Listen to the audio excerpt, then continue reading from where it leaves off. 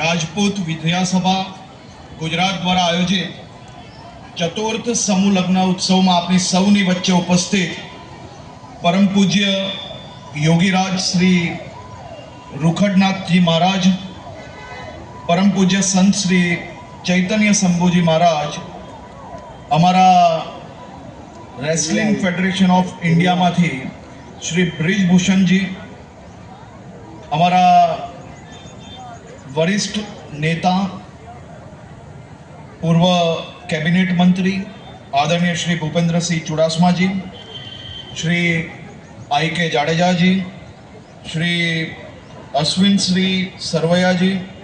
श्री सत्र सिंह वाघेला जी, नवल सिंह वाघेला जी, श्री वीडी वनार, श्री सुखदेव सिंह वाघेला जी अने मंच पर उपस्थित सौ महानुभावों, आरपी पटेल साहेब, अमरा धारासभ्य श्री बापू अने बधा ज अमरा महानुभावों ने जय माताजी। आप सौने भी जय माताजी।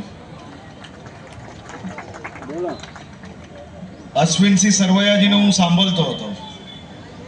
मैं अमरा मित्र ने कह्युं के पालित नाना छे एटले थोड़ुंक वानियाओनी असर भी एमने लागी। बापू अमे तो बापू ना बनी सकीए जल्दी,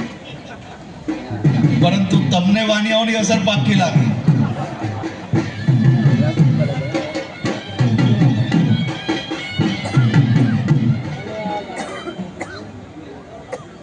अने बापुए केटली सरस रीते समाजनी वातो अने समाजनी मांगणीओ अने हुं एमने अभिनंदन आपुं छुं के समाजना विविध विषयो हमेशा सरकार जोड़े मूकवा ज जोईए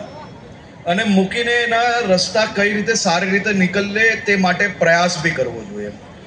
એમને જગ્યા માંગી, સરકારે જગ્યા આપી। હવે જગ્યામાં જે ડિસ્કાઉન્ટ માંગવાનું હોય એની બી રીત ખૂબ સારી હતી અને એ દિશામાં બી અમે અમારા વરિષ્ઠ આગેવાનો જોડે આદરણીય ભૂપેન્દ્રસિંહ ચુડાસમા સાહેબ, આઈ કે જાડેજા સાહેબ, અશ્વિનસિંહ સરવૈયાજી અને સૌ આગેવાનો જોડે મળીને આ દિશામાં બી સરકાર દ્વારા કઈ રીતે મદદ કરી શકાય તે દિશામાં જરૂરથી ચિંતા કરવામાં આવશે। સાથે સાથે જે બીજા વિવિધ વિષયોની એમને ચર્ચા કરી, હું આજે આ સ્ટેજ પરથી આદરણીય પ્રધાનમંત્રી શ્રી નરેન્દ્રભાઈ મોદીજીનો આભાર માનવા માંગુ છું। એ આભાર એટલા માટે માનવા માંગુ છું, અહીંયા બેઠેલા સૌ આગેવાનોને એ અંદાજો છે આ જગ્યા આપવાનો વિષય હોય તો એ જગ્યા આદરણીય નરેન્દ્રભાઈ મોદી સાહેબે જે તે સમયે રાજપૂત સભાને આપવામાં આવી હતી અને હવે જે અનેક રજવાડાઓએ જે આ દેશને એકત્ર રાખવા માટે જેમને પોતાનું બધું જ આપી લીધું હોય એવા રજવાડાઓ જેમને દેશભક્તિ એમની જે હતી એ દેશભક્તિ માત્ર દેશ અને રાજપૂત ક્ષત્રિય સમાજ પૂરતું જ નહીં, પરંતુ દેશ અને દુનિયાના લોકો જ્યારે સ્ટેચ્યુ ઓફ યુનિટી આવે ને ત્યારે આપણા રજવાડાઓએ આ દેશ માટે કેટલું મોટું કામ કર્યું છે તેમને અંદાજો આવે તે માટે દેશનું સૌથી મોટું મ્યુઝિયમ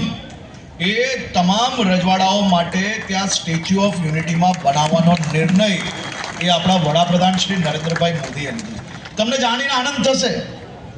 કે મ્યુઝિયમ બનાવવું કઈ લીધું એટલું જ નહીં, પરંતુ એ મ્યુઝિયમ કેવું બને અને જે આપણા રજવાડાઓ દ્વારા દેશ માટે પોતાનું બધું જ જ્યારે આપી લીધું હોય તો એમને એમના કદ પ્રમાણેનું મ્યુઝિયમ કેમ બને તે માટે નરેન્દ્રભાઈ મોદી સાહેબ પોતે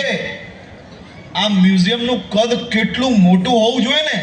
એનું માર્ગદર્શન આટલા વ્યસ્ત હોવા છતાં આ સમાજને બી છાજે અને આપણા રજવાડાઓએ જે કામગીરી કરી છે તેમના કદ કરતાં બી મોટું મ્યુઝિયમ કઈ રીતે બનાવી શકાય, એમનું કદ તો એટલું મહાન હતું કે એનાથી મોટું કઈ રીતે કરી શકાય તે અંદાજો હજી સુધી તમે સૌ લોકોનું માર્ગદર્શન પ્રાપ્ત કર્યા પછી બી જેટલું કરીએ એટલું ઓછું છે। પણ તમે કલ્પના કરો કે આજ સુધી આ દેશમાં કેટલાય પ્રધાનમંત્રી બની ચૂક્યા, ક્યારે કોઈ પ્રધાનમંત્રીએ આ રજવાડાઓ દ્વારા દેશને એકત્ર રાખવા માટે શું કામગીરી કરી છે તે માટે બોલવાનું તો બહુ દૂરની વાત છે,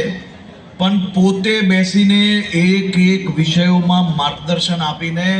એનું વધુમાં વધુ કદ કઈ રીતે મોટું થાય તે માટે પ્રયાસ કરે છે એ આપણા સૌના પ્રધાનમંત્રી નરેન્દ્રભાઈ મોદી। સાહેબ આભાર માનવો જ પડે. અને તમે જે કલ્પના કરી છે કે આવું થવું જોઈએ, એનાથી એક ડગલું તો જરૂરથી આગળ એ બનાવીને તમને સૌને ગર્વ મહેસૂસ થશે તે રીતનું કામ અમે જરૂરથી કરશો. અમારા વડીલ મિત્ર અશ્વિનસિંહજી કહેતા હતા કે બધું જ આપી લીધું, થોડું ઘણી અપેક્ષા હોય.